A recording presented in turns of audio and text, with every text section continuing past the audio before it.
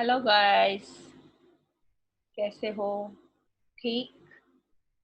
चलिए, तो इससे पहले हमने चैप्टर 4 के वीडियो आप तक पहुंचाए हैं, यूट्यूब पर अपलोड कर दिया था, आप लोगों ने देख लिए होंगे। ठीक है, और क्वेश्चन आंसर्स चैप्टर 4 के मैं डाल दूंगी ग्रुप में आप लोगों को। और आज हम चैप्टर 5 कोल एंड पेट्रोलियम को देख रहे हैं। ठीक है, कोल एंड पेट्रोलियम आप जानते हैं कि बोथ आर द फ्यूल, ठीक है ना।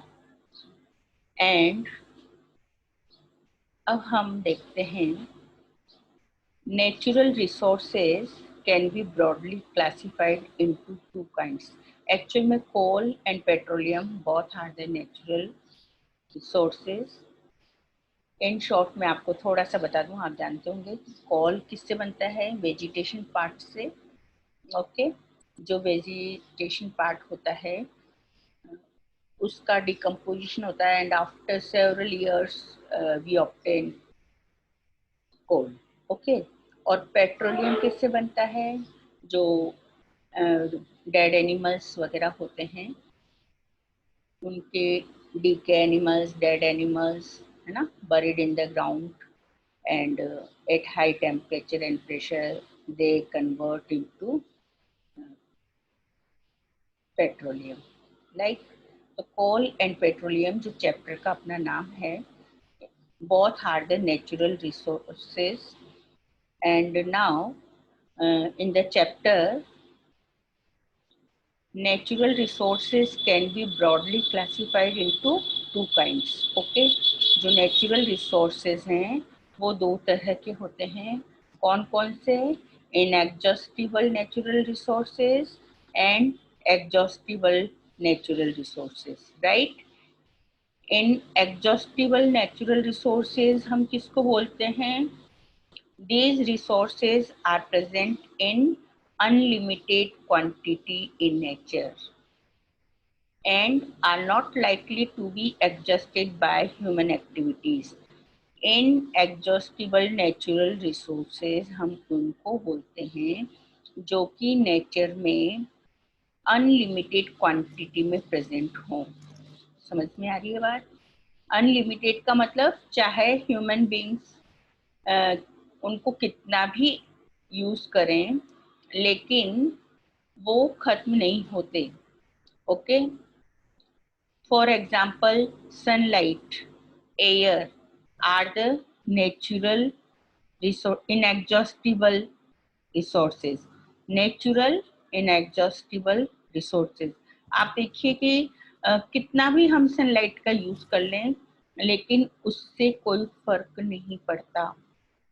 ठीक है, ठीक इसी तरह से हम कितनी भी एयर को गेन कर लें, कितनी भी हवा हो और कितने भी लोग उसका यूज कर लें, लेकिन उस पर कोई फर्क नहीं पड़ता। तो sunlight and air are the natural inexhaustible resources जो कभी खत्म नहीं हो सकते।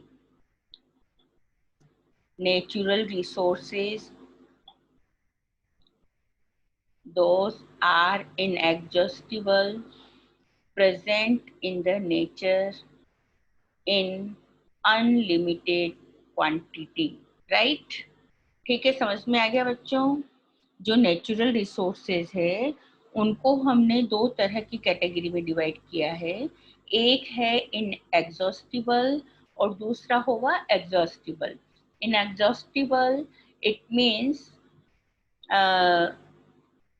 जो कि अनलिमिटेड क्वांटिटी में है, जो कभी खत्म नहीं हो सकता। For example sunlight, for example air, right? दूसरी कैटेगरी है exhaustible natural resources. The amount of these resources in nature is limited. ये नेचर में लिमिटेड अमाउंट में प्रेजेंट होते हैं, यानी अगर इनका ज़्यादा कंजप्शन हो, इनको ज़्यादा यूज किया जाए तो ये खत्म भी हो सकते हैं। आ रही है बात समझ में? They can be exhausted by human activities. Example of these resources are forest, for example forest, wildlife, minerals, coal, petroleum, natural gas etcetera. ठीक है, तो coal and petroleum both are exhaustible natural resources. समझ में आ गया? दोनों के दोनों nature में एक लिमिटेड अमाउंट में प्रेजेंट हैं, इसलिए इनका यूज बहुत केयरफुली करना चाहिए, अदरवाइज ये नेचर से एग्जॉस्ट भी हो सकते हैं। ठीक है, अब हम देखते हैं next topic. Next topic is, for example, मैं आपको इसको एक एग्जाम्पल के थ्रू क्लियर करती हूँ। यहाँ पर आप देख रहे हैं आपकी बुक में एक बॉक्स बना हुआ है। ठीक है, इस बॉक्स में कोई एक्टिविटी दी हुई है, तो उसे हम आपको समझाते हैं। आप देखिए कि क्या क्या दिया हुआ है एक्टिविटी 5.2 में, कि फॉर एग्जाम्पल, चलिए मैं आपको इसको इस तरह से समझा देती हूँ कि जैसे सपोज आपके फैमिली में दादाजी थे, या दादाजी के भी फादर अगर हैं तो वो थे।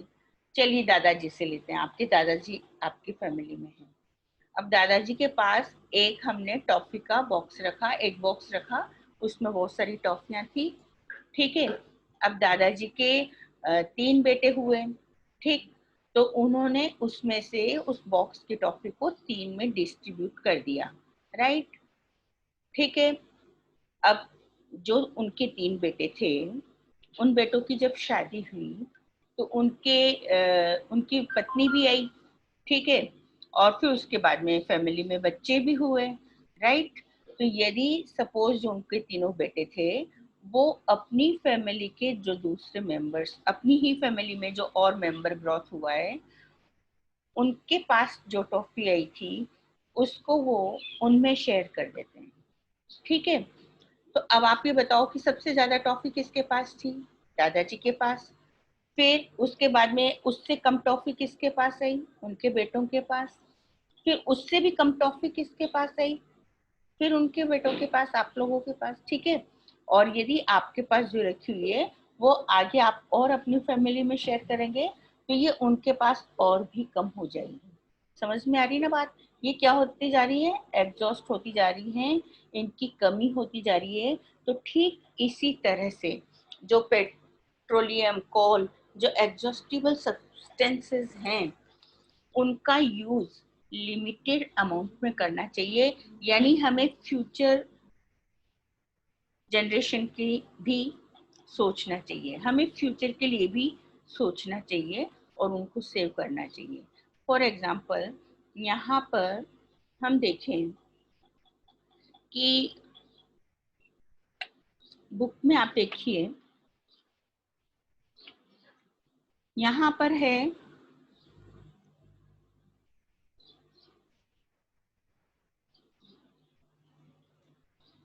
यहाँ लिखा हुआ है, आप देखें कि natural resources like coal and petroleum और natural gas, each group may have a different consumption pattern.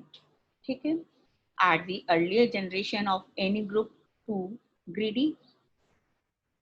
It may be that the earlier generations in some groups were concerned about the coming generation. आप देखिए कि जो पुराने लोग होते थे, वो ऐसा नहीं है कि जो उनके पास में सारा अपने लिए, बल्कि वो अपने लिए कंजूसी करते थे और सेविंग बढ़ाते थे। किस लिए? आने वाली जनरेशन के लिए। ठीक है, तो they were concern about the coming generation and left something for them. और वो चाहते थे कि भी उनके लिए कुछ छोड़ करके जाएं, उनको कुछ मिलना चाहिए। ठीक है, अभी के बच्चे, अभी की जो जनरेशन है वो किस तरह की है? कोई सोचता है फ्यूचर के बारे में? कोई सोचता है कि हमारे फ्यूचर में जो आने वाले होंगे उनके लिए भी हम कुछ बचा के रखें? कभी सोचा? नहीं ना। आज की जनरेशन तो क्या सोचेगी कि उसे जो मिल रहा है वो सिर्फ उसका है और उसका यूज वो ही करे। राइट? तो ऐसा नहीं होना चाहिए। Okay, now Continue in the book. Some exhaustible natural resources like coal, petroleum, and natural gas. These were formed from the dead remains of living organisms, therefore called fossil fuels. Actual में जो कोल, petroleum, natural gases हैं, ये किस तरह के fuel हैं? Fossil fuel. Okay, what is fossil fuel? Fossil fuel, it means made up by dead remains of living organisms. Okay, that's why called fossil fuel. Now, अब हम एक एक करके देखते हैं. पहले कोल देखेंगे और फिर उसके बाद में पेट्रोलियम देखेंगे. ठीक है. कोल, सबसे पहले हम देखते हैं कोल. कोल, see in the book, coal is one of the fuel used to cook food. कोल को हम किस काम में लेते हैं? खाना बनाने के काम में लेते हैं. कोयला देखा आपने? कोयला, ठीक है, कोयले को जलाते हैं. What is कोयला? That is coal. Okay, coal is one of the fuel used to cook food. Earlier it was used in railway engine. पहले कोल का प्रयोग रेलवे इंजन के लिए भी होता था, राइट? ठीक है. Now it was used in railway engines to produce steam to run the engine. It is also used in thermal power plant to produce electricity. ठीक है, thermal power plant में भी इसका यूज होता है. And coal is also used as fuel in various industry.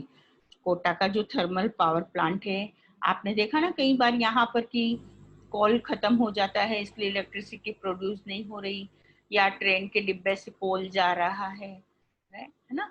तो कोल का use हम किसके लिए करते हैं?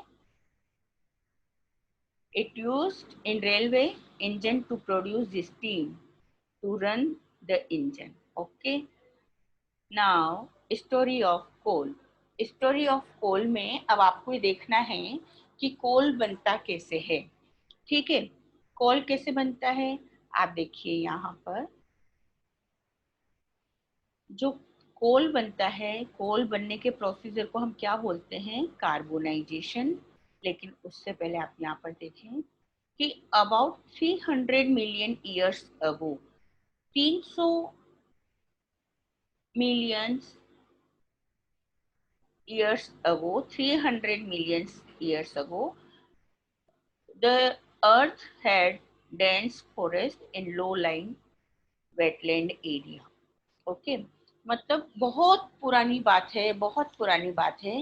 इतने साल पहले जो अर्थ थी उस पर डेंस फॉरेस्ट हुआ करते थे.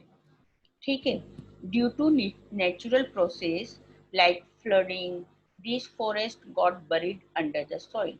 लेकिन जो नेचुरल प्रोसेस जो होते हैं लाइक फ्लडिंग, जैसे कि बाढ़ आ जाए एकदम से, ठीक है, और कोई भी अनहोनी नेचर के द्वारा कोई भी घटना हो जाए, कोई डिजास्टर हो जाए, तो ऐसे में दिस फॉरेस्ट जो ये होते हैं, फॉरेस्ट के पेड़ वगैरह, ये क्या होते हैं? गिर जाते हैं, टूट जाते हैं, धीरे धीरे ये सोइल के अंदर जाते जाते हैं. ठीक है, और इस तरह से ये सोइल के अंदर डिपॉजिट हो जाते हैं. As more soil deposited over them, और उनके ऊपर वापस से मिट्टी आ जाती है, ये अंदर धंसते जाते हैं, ऊपर मिट्टी का लेयर इनका बढ़ता जाता है. As more soil deposited over them they were compressed. जब इनके ऊपर बहुत सारी मिट्टी इकट्ठी हो जाती है तो ये कंप्रेस यानी हाई प्रेशर लगने लगता है. And the temperature also rose as that sank deeper and deeper. और जैसे जैसे वो अंदर की तरफ धंसते जाते हैं वैसे वैसे टेम्परेचर भी बढ़ता जाता है. Now under high pressure and high temperature dead plants got slowly converted to coal. अब हाई टेम्परेचर और हाई प्रेशर पर जो ये डेड प्लांट्स हैं जो कि बहुत अंदर धंस गए हैं अर्थ के अंदर, वो धीरे धीरे किस में कन्वर्ट होते जाते हैं? कोल के अंदर कन्वर्ट होते जाते हैं. as coal contains mainly carbon. कोल का मेन कंटेंट क्या है? कार्बन ही है. एंड द स्लो प्रोसेस, अब हम क्या बोलेंगे? The slow process of conversion of dead vegetation into coal is called carbonisation. यानी इट इज क्लियर कि ये बहुत स्लो प्रोसेस है, इसको बनने में बहुत टाइम लगता है, और ये जो स्लो प्रोसेस के थ्रू जो डेड वेजिटेशन वाला पार्ट है अर्थ के जो बहुत अंदर है, वो कोल में कन्वर्ट होते जाना, this process is known as carbonisation. ठीक है. अब आपसे अगर ये पूछा जाए कि व्हाट इज कार्बोनाइजेशन, तो आपको पूरी स्टोरी की जरूरत नहीं है, आप डेफिनेशन लिख दीजिए. The slow process of conversion of dead vegetation into coal is called carbonisation. ठीक है, तो समझ में आ गया कॉल कैसे बनते हैं. कॉल में किससे बनते हैं? फॉरेस्ट के थ्रू कॉल का फॉर्मेशन होता है. Forest it means vegetation part है. ठीक है, बॉटनिकल पार्ट है, प्लांट्स वगैरह इसमें इन्वॉल्व होते हैं. Since it was formed from the remain of vegetation and coal is also called a fossil fuel. ठीक है, स्टार्टिंग में आपको बता दिया है कि coal, petroleum, all are fossil fuel. Now since इसी के साथ में और अब आप देखें, when heated in air coal burns and produce mainly carbon dioxide gas. जब हम इसको कोल को गर्म करते हैं एयर में, इसको गर्म किया जाता है ऑक्सीजन की प्रेजेंस में, इसको जब बर्न किया जाता है तो ये क्या प्रोड्यूस करता है? Carbon dioxide. एक्चुअल में अभी मैंने आपको बताया कि कोल में क्या है? मेन कंटेंट कोल क्या है? कार्बन. ओके. जब हम कार्बन का बर्निंग करेंगे, कोल का बर्निंग करेंगे, यानी इसका रिएक्शन एयर से होगा, ऑक्सीजन से होगा, तो कार्बन ऑक्सीजन के साथ में मिलकर के क्या बनाता है? Carbon dioxide gas. ठीक है, राइट. तो इसीलिए when coal burn with air, it produce carbon dioxide gas. Coal is processes in industry to get some useful products such as coke, coal tar and coal gas. और जो कोल है उसको जब हम इंडस्ट्री के अंदर प्रोसीड करते हैं, उसका प्रोसेस पूरा उस रिफाइनिंग करते हैं, तो हम देखते हैं कि उससे डिफरेंट डिफरेंट प्रोडक्ट्स हमको मिलते हैं. क्या क्या मिलते हैं? Like coke, like coal tar and coal gas. Okay, ठीक है, समझ में आया. आज के लिए इतना ही बहुत है.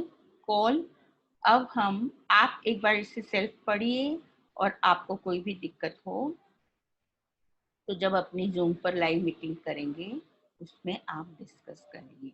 अभी हमने आपको क्या समझाया है? सिर्फ ये बताया है कि natural resources are of two type. Inexhaustible natural resources जो कि अनलिमिटेड क्वांटिटी में प्रेजेंट हो, जो कभी भी खत्म होने वाले नहीं हो, like air, like sunlight. Okay. And second thing is exhaustible natural resources जो कि नेचर में लिमिटेड क्वांटिटी में है, और जिनका कंजप्शन अगर बहुत ज़्यादा बढ़ जाए तो वो खत्म भी हो सकते हैं, एग्जॉस्ट भी हो सकते हैं. फॉर एग्जाम्पल, जो चैप्टर का नाम जो है coal and petroleum both are exhaustible natural resources. ठीक है. इसके बाद हमने आपको बताया कि कोल का फॉर्मेशन कैसे होता है. तो कोल का फॉर्मेशन कैसे होता है? Through carbonisation. एंड कार्बोनाइजेशन क्या है? That is the process of conversion of dead organism into coal, and it is very slow process, right? And coal and petroleum both are fossil fuel. ठीक है. और कोल से हमें और नेक्स्ट कौन कौन से प्रोडक्ट्स मिलते हैं? Like coke, coal tar and coal gas. ठीक है. तो आज की क्लास में हमने आपको इतना ही बताया है, और आज आप इतना करें. नेक्स्ट हम आपको नेक्स्ट वीडियो में अपलोड करेंगे. Okay, right? Okay.